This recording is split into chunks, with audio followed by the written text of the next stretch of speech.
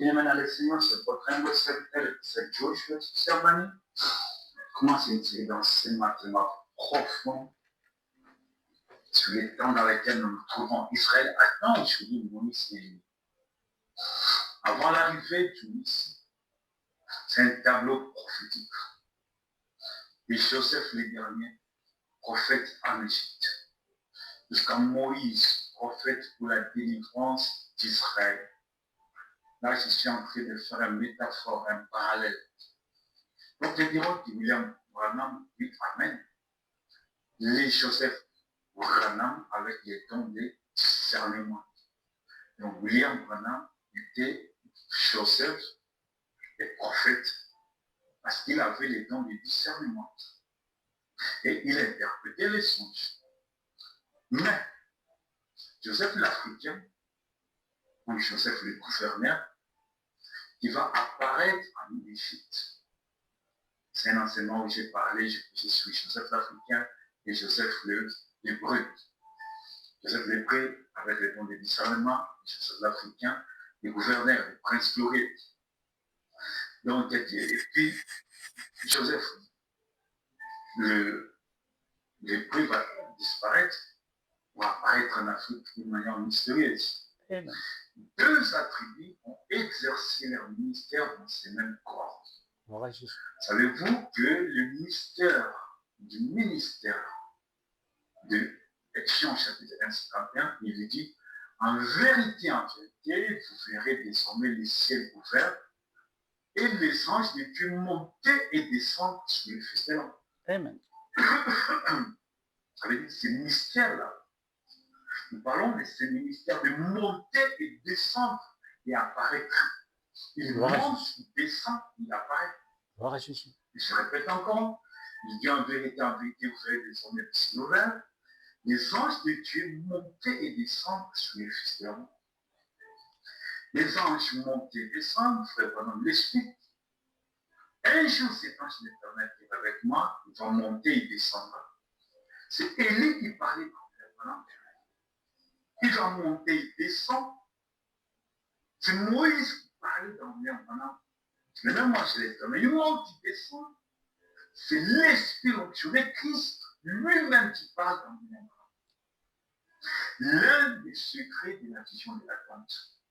Chaque fois qu'il monte, il descend avec un autre attribut. C'est tellement profond et glorieux pour les aigles de Dieu. L'un des secrets du mystère de la vision de la tente pour compléter. Toujours dans les mêmes bilans de pensée, les mêmes principes, le mystère qui monte et descend. Et premier jour, c'est l'attribut de Paul qui descend et révèle les premières choses. Le deuxième jour, c'est le deuxième attribut qui révèle, il monte, il descend. Il révèle les deuxièmes choses. Le troisième jour, c'est l'autre attribut. Martin, il monte, il descend. C'est Martin qui révèle les troisième choses. Le quatrième jour, c'est l'autre. Il monte, il descend. C'est Colomba. Il révèle les quatrièmes psaumes. Le cinquième jour, il monte, il descend. C'est Martin littéraire qui révèle le mystère de Dieu. Il révèle les quatrièmes psaumes. Le cinquième jour, il monte, il descend. C'est Martin Luther qui révèle le cinquième psaume. Le sixième jour, c'est John Wesley, il monte, il descend. C'est John Wesley, la tribu, John Wesley, l'Esprit de Dieu. Et même chez l'Éternel. Et c'est John Wesley qui révèle les sixième psaume, le septième jour. Comme mon âme dit que c'est Christ lui-même qui descend. Le septième psaume, le septième jour, il monte, il descend. C'est Christ lui-même qui se révèle dans le silence du septième psaume. Ces mystères sont inclus dans qui est ce Melchisedec. Ça veut dire, parce que dans Melchisedec, la Bible nous dit, je m'excuse, la Bible nous dit clairement, dans le livre des Hébreux, que quand Abraham donna la dîme au Melchisedec, ce n'était pas Abraham, mais c'était la tribu Lévi qui s'est extériorisée dans Abraham, qui s'est manifesté, lui qui s'est trouvé loin dans les rangs d'Abraham, mais qui s'est manifesté à travers la main d'Abraham. Les gens ont vu Abraham, mais Melchisedec a vu Lévi. Et même, Abraham donna la dîme. Il monte, il descend, c'est Lévi qui apparaît. Les gens ont vu Abraham, Melchisedec lui avait vu Lévi. Il était monté depuis plus de 4 générations qu'il est rentré en arrière. Il a traversé les temps sous la forme de l'arc-en-ciel pour apparaître dans Abraham. Hébreux 7, 9, 10. De plus, Lévi perçoit la dîme, la payée pour ainsi dire par Abraham, car il était encore dans les reins de son père lorsque Melchisedec alla au-devant d'Abraham. C'est un grand mystère que nous venons de parler, que nous sommes entrés dans tout profondément.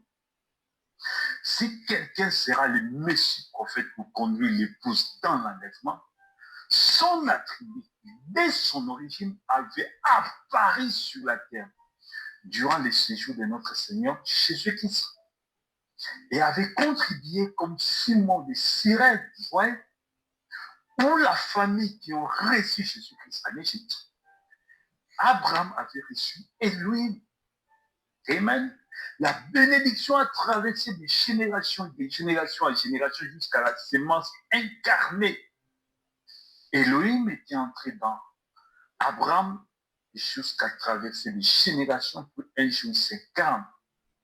Un jour, quelqu'un va se saisir de ces messages. Donc, je suis en train de diffuser et de révéler que la bénédiction a toujours une racine quelque part. Il y a toujours quelque chose qui a été fait dans les arrière-grands-pères. Et par ces choses-là, la semence a transcendé les générations pour être manifestée plus tard.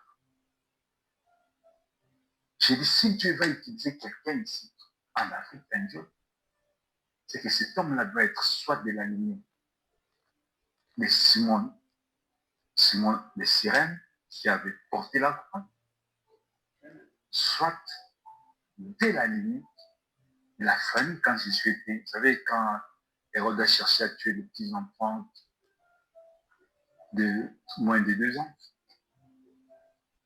Joseph et Marie et puis l'enfant Jésus, guidés par l'ange, instruits par l'ange, de quitter Israël et fuir en Égypte. Pour accomplir aussi la prophétie dit s'est retiré en Égypte, en Afrique. Alors, il y a une famille qui avait reçu, parce qu'ils étaient chez eux. Il y avait une famille qui les avait reçus. Vous voyez, ils n'étaient pas riches. On dit qu'ils devaient aller vivre dans la maison, dans l'hôtel ou quoi. Ils étaient reçus par une famille. Et la famille qui les a hébergés, cette famille-là, c'est l'un de ses descendants sera au trône. Amen. Vous voyez, un jour, quelqu'un va réellement écouter la bande et son derrière la voix humaine de William Branham, ça sera la fin. Un jour, quelqu'un saisira les messages et ça sera la fin. Un jour, quelqu'un aura la révélation de ces messages. Et ça sera la fin, ça veut dire la dernière manifestation, la grande, la troisième phase, la grande manifestation de Dieu. Jusque la personne n'a encore saisi ces messages de la 7e dimension. Et cet esprit de Dieu, tous sont compris, c'est un mystère révélé. Qui est ce Melchisedec? Voilà pourquoi Branham dit, tous les 7 ont compris, ils sont des personnes. Abraham, Lévi, la tribu se révèle et agit. Il monte, il descend, c'est Lévi. Ça veut dire, dans Abraham, l'ange monte, il descend, c'est la tribu Lévi qui se révèle. Il monte, il descend, c'est David qui se révèle. Il monte, il descend, c'est Élie qui se révèle. Il monte, il descend, c'est Moïse. Vous voyez? Lévi, c'est les sacrificateurs. David, c'est la royauté. Élie et Moïse, c'est les prophètes. Tous ces attributs ont été manifestés dans Abraham. Amen. Lors de sa rencontre avec Elohim Melchisedec. Ça veut dire dans ce qu'Abraham avait fait, avait posé comme acte, comme sémence. C'est par ces sémences-là Nous avons vu plus tard Moïse être manifesté, Élie être manifesté, David prendre la royauté, Moïse les prophètes. Vous voyez? C'est à cause leurs attributs ont été manifestés ce jour-là. Et ils ont fait quelque chose. Et cette chose-là, qui était comme un don, a fait que plus tard, quand ils sont manifestés dans la chair, la bénédiction les a accompagnés. Et a fait qu'ils sont soutirés de la part de Dieu. La bénédiction. Et tout dans les secrets de l'attente. Ils tournent les dos à l'attente. La vision de l'attente et les secrets mystères de la divinité. Dans l'exercice de ses fonctions, Judas, c'est David. Le monde qui descend, c'est Judas. Dans Abraham, Abraham dit clairement tout ça arrive parce que quelqu'un un jour avait rencontré Dieu. Et dit, tiens, toute une nation Israël en Égypte sera délivrée. Pourquoi? Parce qu'un jour, quelqu'un avait rencontré Dieu. Amen. C'est toute la bénédiction, toute la nation qui a bénéficié. Aussi dans cette génération, l'Afrique sera bénie parce qu'un jour, quelqu'un avait rencontré Dieu. Le monde sera béni parce qu'un jour, quelqu'un avait rencontré Dieu. Et même comme le monde du temps de Joseph. Joseph l'Africain, toute la qualité bénie, a survécu à la famille mondiale. Pourquoi? Parce qu'un jour, Joseph avait rencontré Dieu. Amen. Bref, gouverner en Égypte parce qu'un jour, Abraham avait rencontré Dieu. David est devenu roi parce qu'un jour, Abraham avait rencontré Dieu. Jusqu'à la manifestation de la parole faite chair. Ouais, Elohim s'incarne parce qu'un jour, Abraham avait rencontré Dieu. Galates 3,16. Or, les promesses ont été faites à Abraham et à sa postérité. Il n'est pas dit aux postérités, comme s'il s'agissait de plusieurs, mais en tant qu'il s'agissait d'une seule postérité, à ta postérité, c'est-à-dire à Christ. Quand Abraham avait rencontré Melchisedec, les trois attributs, la royauté, la sacrificature et la prophétie, étaient manifestés. Vous voyez? Nous avons Judas s'est manifesté à la royauté, Lévi s'est manifesté dans la tribu de Lévi. Vous voyez? Et quelqu'un s'est manifesté pour la prophétie. Vous voyez?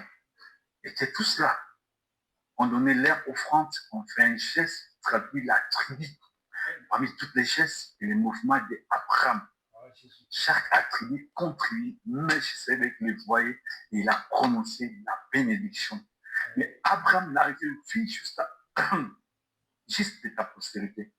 Remarquez, Abraham, lui, Paul, plus tard, va entrer dans la pensée de Dieu pour révéler des mystères cachés.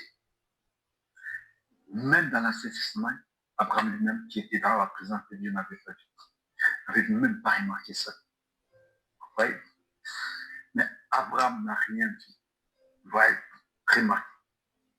Paul et Branham. Frère Branham explique les vrais mystères du secret de l'attente. La rencontre, je te rencontrerai là. Il nous explique un mystère qui est une folie chez les pentecôtistes. C'est noir dans la Bible. À travers tous les sauts, les anges messagers, prophètes qui ont déjà été sur la terre, ont exercé leur ministère. Ils sont partis dans la gloire.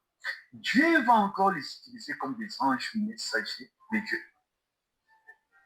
Nous voyons Moïse et Élie, les filles des prophètes sur la terre. Moïse est né, il a grandi, il a mené sa vie jusqu'à ce que Dieu l'a appelé. Il a fait sortir les enfants d'Israël jusqu'au désert. Et après, Dieu l'a pris, il est allé à la gloire. Plus tard, il est à Paris. Il est né comme tout autre. Il a grandi comme tout autre. Dieu l'a appelé, il a exercé les ministères. Et Dieu a envoyé un chat qui l'a amené à la gloire. Mais plus tard, ces deux messieurs qui étaient des hommes. Moïse était marié, il avait même des enfants. Sauf qu'Élie n'était pas marié. Ça veut dire que c'était des hommes ordinaires. La Bible dit Élie était un homme de même nature que nous. Mais ils seront envoyés par Dieu comme des anges de l'éternel. Amen. Amen. Ouais. À l'exemple de Élie et Moïse dans la nuée de la transfiguration. Oh, exactement comme le sept messager spirituel. Vous voyez, par contre, Paul révèle les mystères de ceux qui sont encore dans les seins du Père et qui traversent le temps en forme de l'arc-en-ciel pour exercer un acte de Dieu. Lévi, Amen, qui viendra plus tard sur la terre. C'est le principe de 1 Chronique 29-17. Car qui suis-je? Qui est mon peuple pour que je puisse te faire volontairement ces offrandes? Tout vient de toi. Nous recevons de ta main ce que nous t'offrons. Tout vient de toi. Et nous t'offrons. On bénit que celui que Dieu a béni. Nous bénissons que celui que Dieu a béni. Celui que Dieu a béni est béni. Et nous les bénissons. Celui que Dieu a élevé est élevé. Et on élève celui que Dieu a élevé. S'il y a une élévation, un jour dans ta vie, sache que c'est Dieu qui t'a élevé premièrement et sera manifesté sur la terre. Sera manifesté aux yeux des hommes. Et vous serez aussi élevé aux yeux des hommes aussi vont t'élever. Et Jacob avait prononcé toutes les bénédictions que Moïse a prononcées sur les trônes de Jacob, Israël, que Jacob avait prononcé sur les 12 patriarches. Quand Abraham avait rencontré Melchisedec, Isaac était là, Jacob était là, les 12 fils, tous étaient là. Melchisedec les avait dit tous. Il a prononcé la bénédiction sur eux. Je t'ai rencontré là, ça sera le troisième poule. Ésaü n'était pas là. La semence des serpents n'était pas là. Ismaël n'était pas là. Oh, alléluia, gloire à Jésus. Gloire à Jésus. États-Unis étaient bénis parce que William Branham avait rencontré Dieu, un homme. Gloire à Jésus. Amen. Donc nous voyons que si un jour une nation est bénie, c'est parce qu'un jour quelqu'un avait rencontré Dieu. Si Israël était béni, c'est parce qu'un jour quelqu'un avait rencontré Dieu. Dans chaque génération d'Israël, Israël était béni parce que quelqu'un avait rencontré Dieu. Les États-Unis étaient bénis parce qu'un jour William Branham avait rencontré Dieu. Ouais. Donc, je vais lire un parabole. Juste un homme livré de tous bénis. Ouais. Matthieu 13, 24, 26. Il a proposé une autre parabole. Il dit, l'homme des cieux est semblable à un homme qui a semé une bonne semence dans son champ. Lorsque l'herbe est poussée et donnée du fruit, il fruit pareil aussi. Tous sont bénis parce que quelqu'un a dit Dieu, je te rencontrerai là. Dans la tente, ta postérité sera bénie. Ouais. L'homme des cieux semblable à un homme qui a semé une bonne semence. Juste à cause de cette bonne semence-là, lorsque l'herbe est poussée, donner des fruits, livrer pareil aussi. Vous voyez? Mais et les bleus et les vrais tous sont bénis. Parfois, même on voit les vrais être bénis abondamment, des milliardaires. C'est parce qu'il y a un homme de Dieu qui ne va même pas, qui ne sera même pas le bénéficiaire de tout ça. C'est parce que quelqu'un, par lui, a été la porte par laquelle Dieu est entré dans cette génération. Amen. Vous voyez? Toute une génération est bénie parce qu'un homme avait rencontré Dieu. Toute une nation est bénie parce qu'un jour, quelqu'un avait rencontré Dieu. Un jour, l'Afrique sera bénie. Pourquoi? Parce qu'un jour, quelqu'un avait rencontré Dieu. Un jour, la RDC sera bénie. Pourquoi? Parce qu'un jour, quelqu'un avait rencontré Dieu. Un jour, la terre sera bénie. Comme dit dans les Joseph, toute la terre était bénie. Était sauvée de la famine. Avait été sauvée des justesses de la famine qui avait frappé la terre pendant 7 ans. Parce qu'un jour, quelqu'un avait rencontré Dieu. Et cet homme-là est la porte par laquelle bénédiction est entrée dans la nature. C'est pourquoi même Dieu dit à Moïse, pardon, il dit, cherchez parmi les enfants d'Israël ceux qui sont les meilleurs, ceux qui sont les dirigeants, les leaders, qui ont une certaine autorité, influence sur les peuples. Tu vas les rassembler à 70, comme 70 hommes. Je prendrai de l'essuyer, c'est quoi, je vais le mettre sur le doigt. Par un seul homme, il y a ça suscité les autres ministères, les Éphésiens 4, Paul, Matthieu, apôtre Martin, apôtre,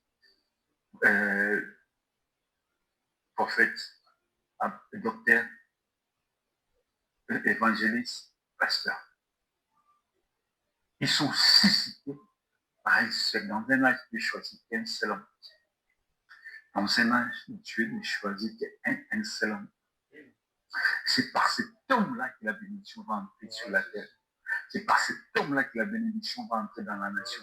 C'est par cet homme-là que la bénédiction va entrer dans la ville. C'est par cet homme-là que les ministères seront suscités. Les Éphésiens 4 seront suscités. Amen.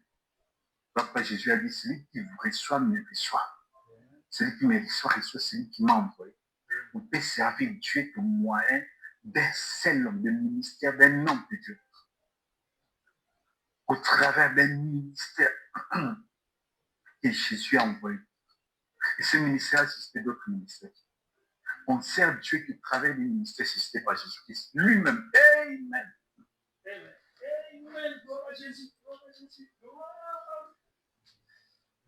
Merci Jésus.